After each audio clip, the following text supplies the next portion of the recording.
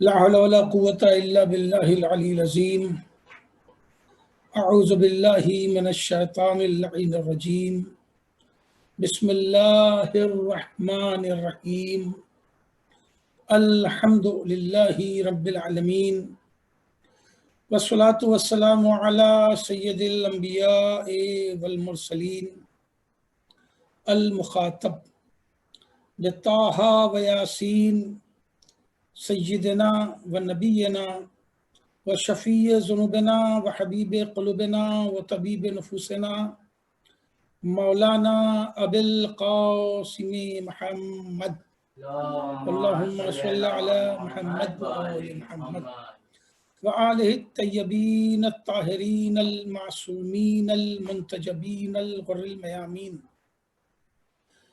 ولعنۃ اللہ علی اعدائہم وقتلتہم وغاصبی حقوقہم اجمعین من لیلتنا هذه الى قیام یوم الدین.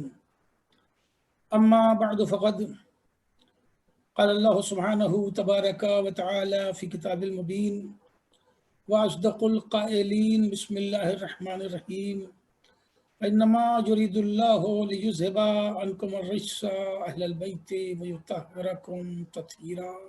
صلوات پڑھے محمد اللہم صلی علی محمد وآل محمد. عزیزان محترم، کافی تاخیر سے یہ پروگرام شروع ہوا. ظاہر ہے کہ اس تاخیر کی بنیاد پر اپنی گفتگو کو ہمیں بہرحال مختصر سے مختصر ترین کرنا پڑے گا. 10:15 ہو چکے ہیں. کچھ دیر، آدھا گھنٹے 35-40 منٹ آپ کو مصروف عبادت رکھنا چاہتا ہوں. اللہ سلامت رکھے جناب مولانا یعصوب صاحب، استاد جامعہ امام جعفر صادق علیہ السلام، کہ انہوں نے ہندوستان اور بنگلہ دیش ایک جگہ کر دیا. اللہ صابر صاحب کو بھی صحت و سلامتی کے ساتھ رکھے. وہ ڈائٹنگ کی جیتی جاگتی تصویر ہے اور ایک پیغام ہے ان کی ذات کہ آدمی کو اپنی فزکس ویسی ہی بنا کے رکھنی چاہیے.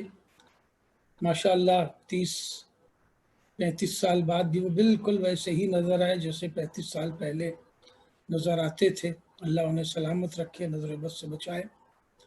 یعصوب صاحب کی کاوشیں رنگ لاتی نظر آ رہی. پورا عشرہ ماشاءاللہ انہوں نے کر دیا. اور مولانا یعصوب صاحب انٹر ریلیجن، بین المذاہب بڑا ورک اور ریسرچ ورک کر رہے ہیں. تو ان سے میری گزارش ہوگی کہ میں نے جو عنوان آیا تطہیر بنایا ہے، اس کو بھی موضوع بنا کے رہنمایان مذاہب اور اہل بیت،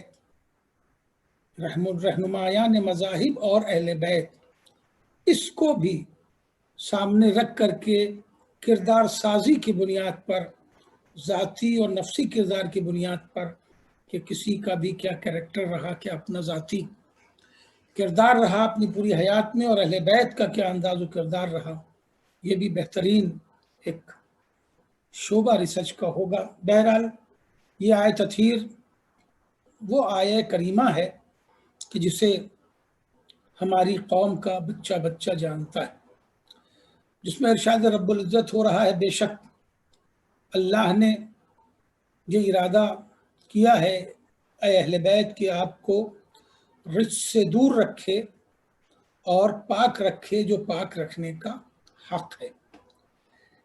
اس پوری آیت کی ایک ایک لفظ مقام گفتگو میں ہے.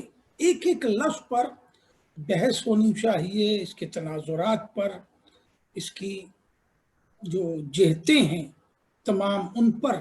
ظاہر ہے کہ اتنا وقت نہیں ہے، مگر 2-1 باتیں آپ کی خدمت میں عرض کرنے کی سعادت حاصل کرنا چاہتا ہوں. آیت شروع ہوتی ہے انما سے. انما یرید اللہ لیذھب. انما کے معنی اردو میں بے شک ہیں. اردو بڑی پیاری زبان ہے، اس میں کوئی شک نہیں. اردو لہجے سے اپنا معنی پیش کرتی ہے، عربی الفاظ سے اپنا معنی پیش کرتی ہے. یہی وجہ ہے کہ عربی میں الفاظ کثرت سے پائے جاتے ہیں۔ اردو چونکہ لہجے سے معنی پیش کرتی ہے، اسی لیے بہت ساری اردو کی نثر یا نظم کی توجیہ و تعویل کرنے میں بڑی دقت آتی ہے۔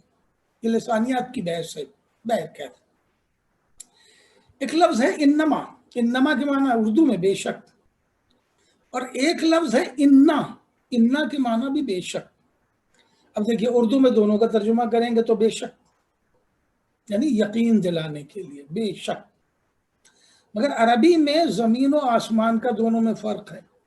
اب میں آپ کو انا کی مثال دوں جو آپ روزانہ تلاوت کرتے ہیں۔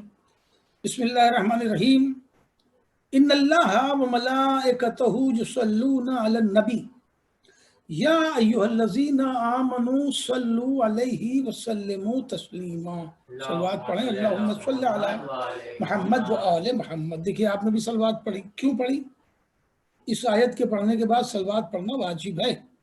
اب جو لوگ ملاحظہ کر رہے ہیں ٹی وی کو، وہ صرف ملاحظہ نہ کریں، پھر سنا ہے آیت تو صلوات پڑھ ہی لیں۔ خیر، دونوں میں فرق بہت بڑا ہے۔ بے شک اردو میں تو دونوں کا ترجمہ بے شک ہے، مگر فرق کیا ہے؟ انما کو دلیل حصر کہا گیا ہے، اور انا جو ہے وہی بے شک کے معنی ہے، مگر اس میں دلیل حصر نہیں ہے۔ اب یہ دلیل حصر کیا ہوتا ہے؟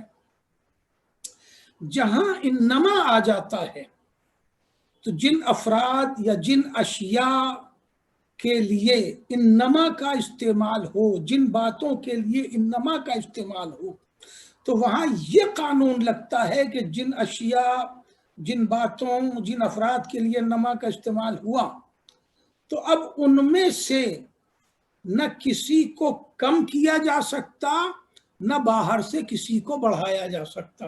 صلوات پڑھیں محمد و آل محمد پر۔ اللہم صلی علی محمد و آل محمد۔ بات واضح ہوئی؟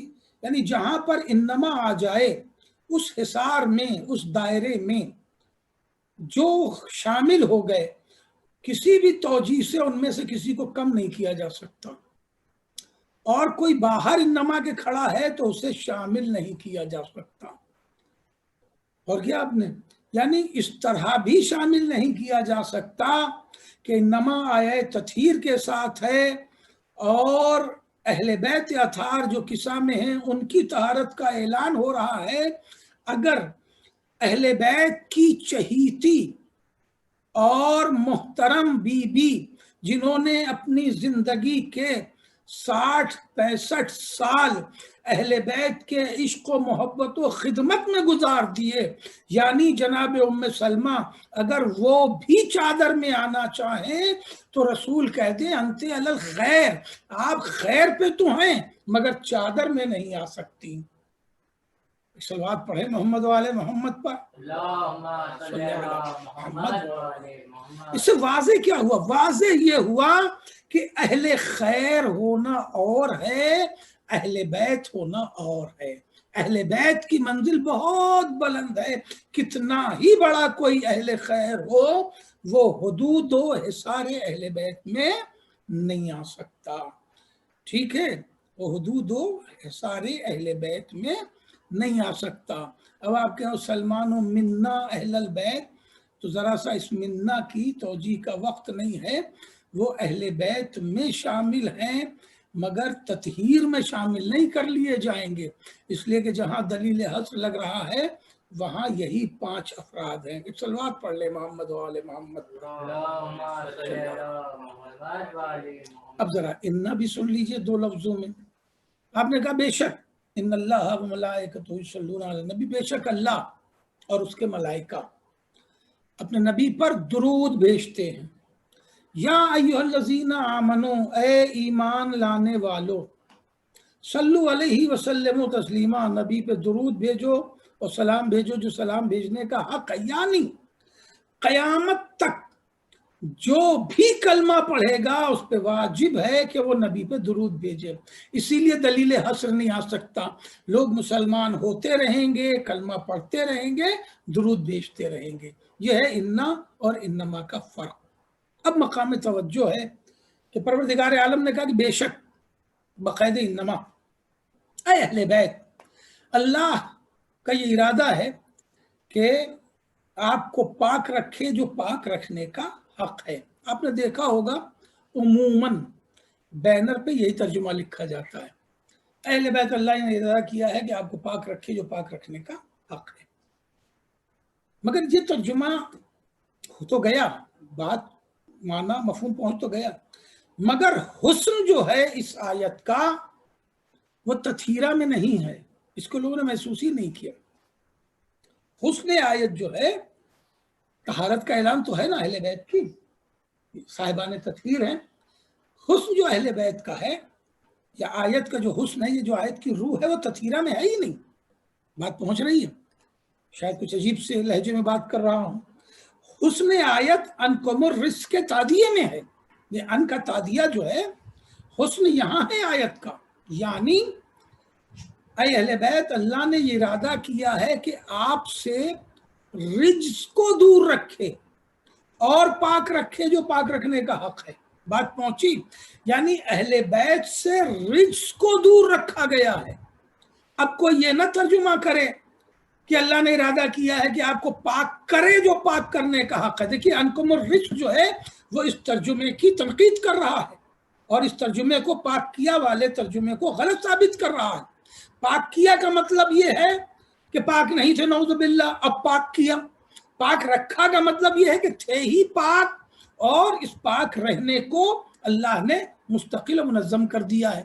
تو کبھی بھی پاک کیا ترجمہ کیا ہی نہیں جا سکتا، اس لیے کہ اس میں انکم رجس لگا ہوا ہے، یعنی اہل بیت پر پابندی نہیں ہے، پابندی رجس کے اوپر ہے کہ آپ سے رجس کو دور رکھا ہے۔ بات پہنچ رہی ہے؟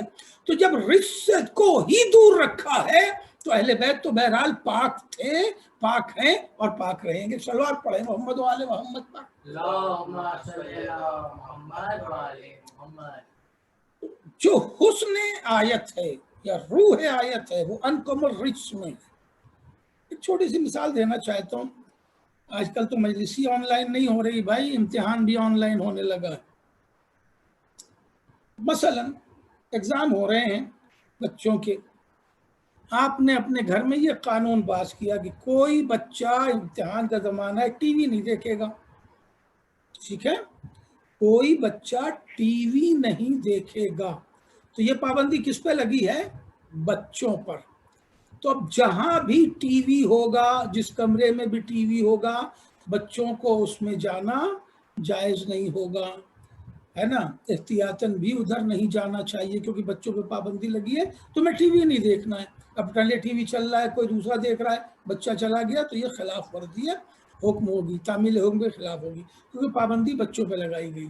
اگر اسی کو بدل کے یہ کہا جائے کہ بھئی ایگزام کا زمانہ ہے، گھر میں ٹی وی نہیں رہے گا، تو اب کس پہ پابندی لگی؟ ٹی وی پہ لگی۔ تو اب ٹی وی کو بکس میں بند کر دیا گیا، کسی کو دے دیا گیا، بیچ دیا گیا، ہٹا دیا گیا، کچھ بھی کیا گیا، مگر پابندی ٹی وی پہ لگی ہوئی ہے، بچوں پہ نہیں ہے۔ تو بچوں کو اجازت ہے جس کمرے میں جائیں، دالان میں جائیں، جہاں چاہے جائیں، آزاد ہے، جہاں چاہے جائیں، پابندی ٹی وی پہ لگی ہے، بچہ وہاں جائے گا، ٹی وی کو ہٹنا پڑے گا۔ بات واضح ہوئی؟ تو جو انکم الرجس کہا ہے تو اہل بیت پہ پابندی نہیں ہے، اہل بیت جہاں جائیں گے وہاں سے رجس کو جانا پڑے گا۔ یہی وجہ ہے کہ جس کے دل میں محبت اہل بیت ہوتی ہے وہاں سے بھی رجس کو جانا پڑتا ہے۔ صلوات پڑھیں محمد و آل محمد۔ اللہم صلی علی محمد و آل محمد۔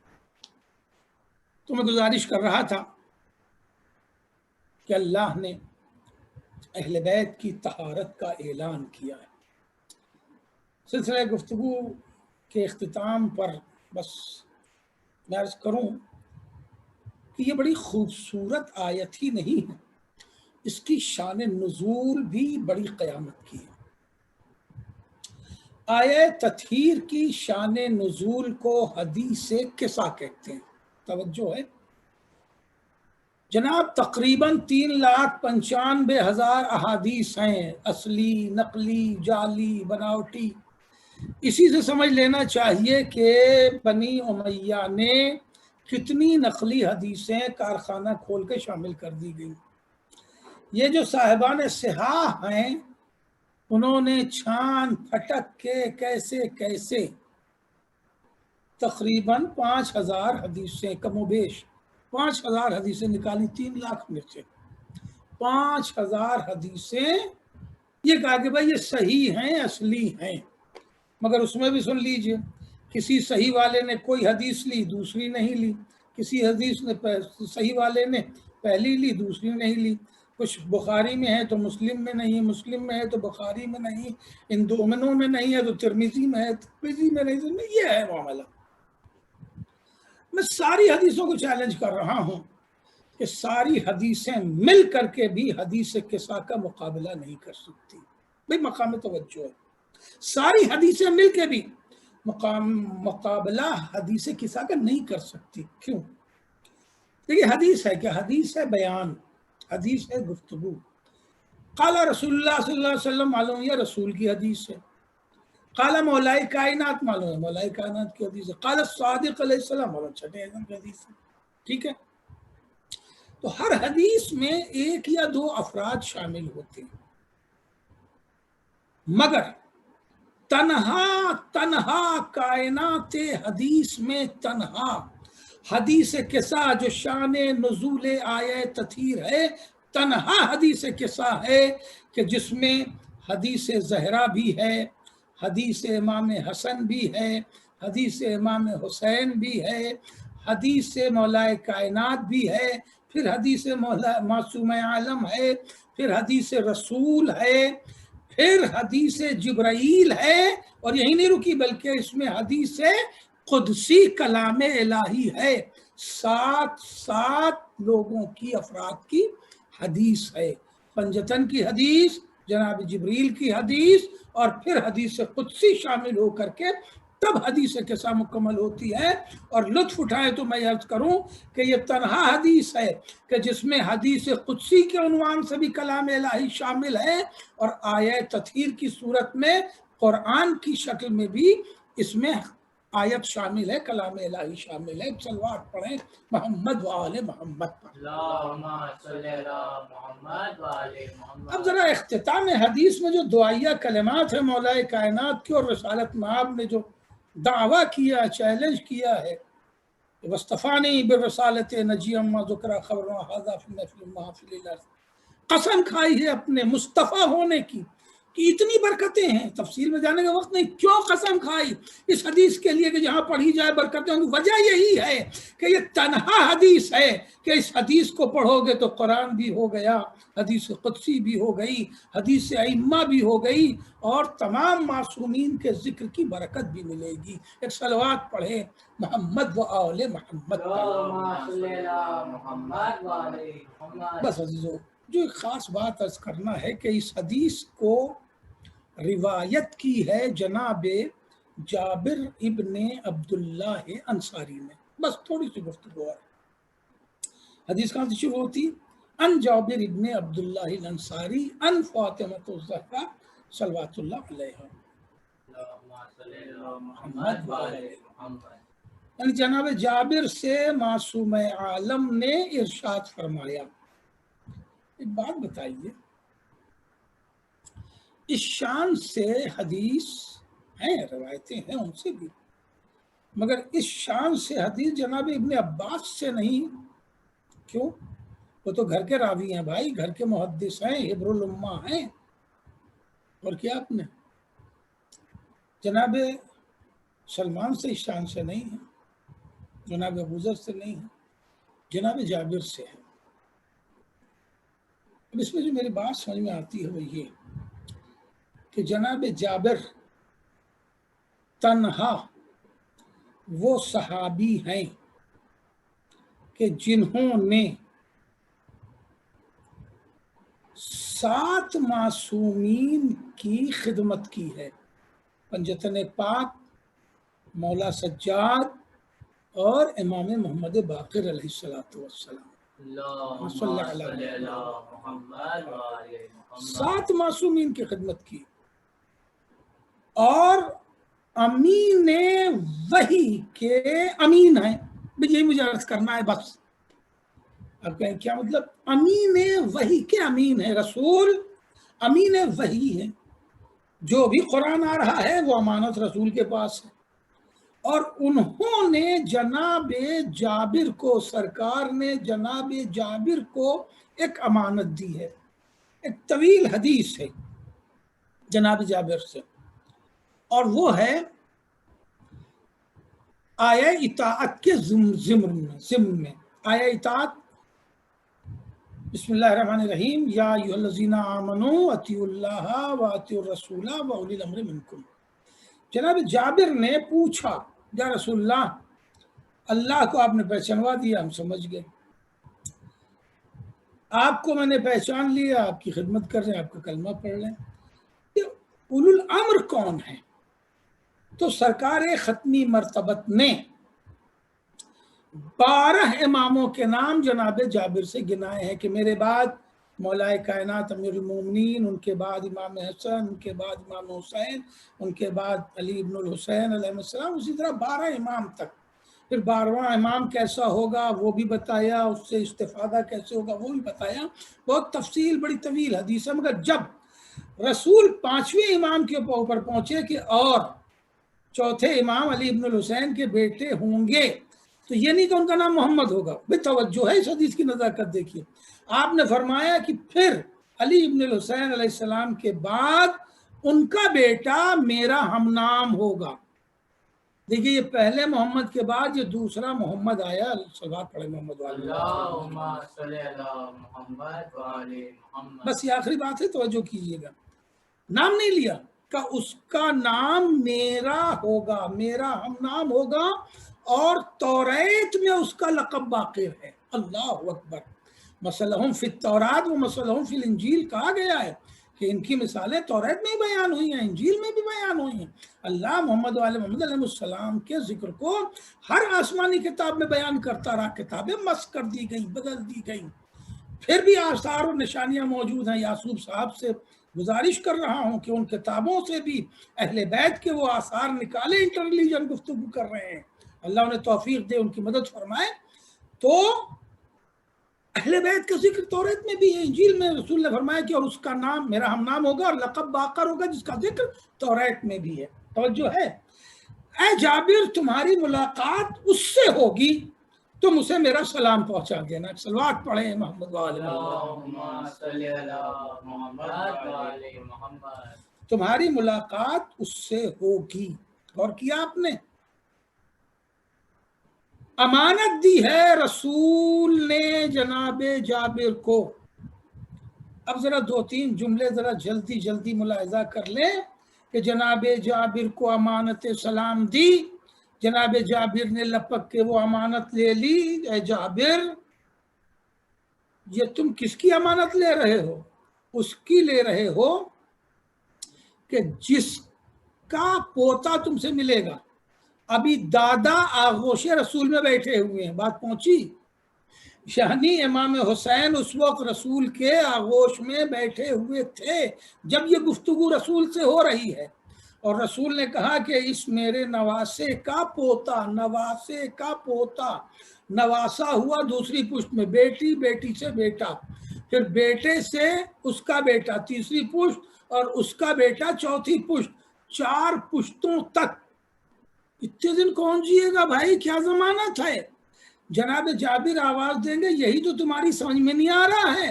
تم سمجھتے ہو یا عامہ عالم اسلام سمجھتا ہے نعوذ باللہ کہ رسول عالم الغیب نہیں تھے؟ اب اس سے بڑا غیب کیا ہوگا کہ 4 پشت کے بعد نواسے کے پوتے کا ہی اعلان نہیں ہے، بلکہ یہ بھی اعلان ہے کہ تمہاری ملاقات ہوگی۔ اور میں نے لپک کے یہ لے لی امانت اس لیے کہ جب تک میں سلام نہیں پہنچاؤں گا ملک الموت کو میرا انتظار کرنا پڑے گا۔ صلوات پڑھے محمد وآل محمد۔ ایسے عظیم اور محترم صحابی سے معصوم عالم نے حدیث قصہ کی روایت بیان کی ہے۔ اللہ اکبر، بس گفتگو تمام کر رہا ہوں۔ اہل بیت کی عظمت بیان کی گئی ہے، جن کی محبت अजर रिसालत करार पाई है, उनका जिक्र है आया तत्हीर में, उनका जिक्र है हदीस किसा में। जनाब सकीना इमाम सज्जाद से यही पूछ रही थी, भैया मुझे ये बता दो कि क्या अल्लाह ने अजर रिसालत में हमारी ही मोहब्बत मांगी थी?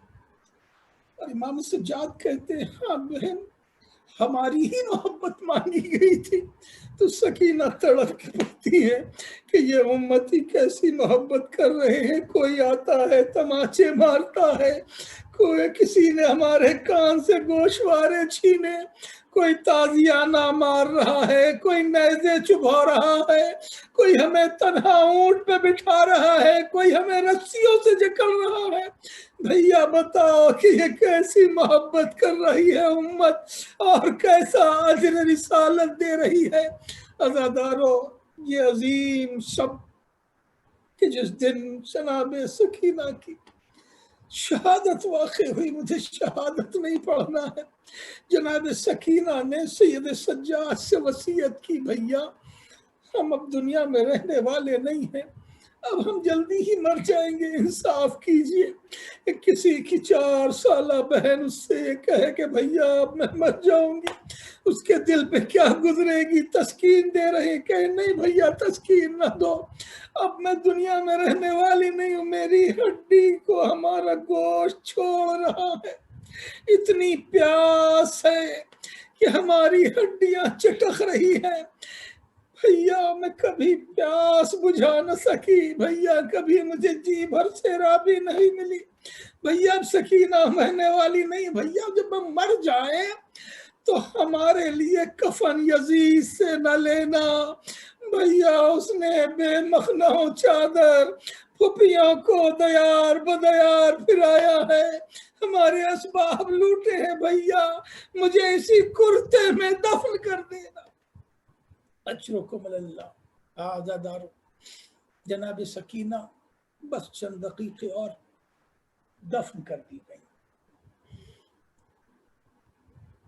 शहजादी ज़ैनब ने जब उसके बाद रिहाई मैसर हुई तो अपने असबाब का मुतालबा किया।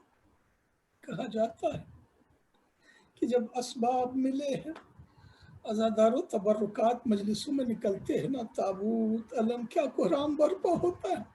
ये निशानियां हैं, शबीहें हैं, शायर हैं। उस वक्त क्या आलम हुआ होगा जब सरे अब्बास आया होगा, सरे अली अकबर आया होगा, सरे कासिम मोहम्मद आया होगा, क्या गुजर रही होगी बीवियों पे, क्या कुरान बरपा होगा शाम में। जब असबाब और चादरें भेजी गई, शहजादी ज़ैनब ने सबको एक एक चादर दे दी। अपनी चादर के साथ जब एक नन्ही सी रिदा चादर बरामद हुई तो उसे लेके जनाब ज़ैनब ने तुरबते सकीना का रुख किया।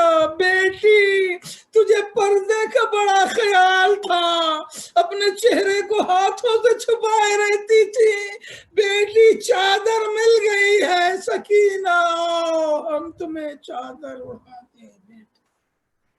अला लअनतुल्लाहि अलल कौम वसयअलमुल लज़ीना ज़लमू अय्यमन क़लबिन यनक़लिबून व इन्ना लिल्लाहि व इन्ना इलैहि राजिऊन।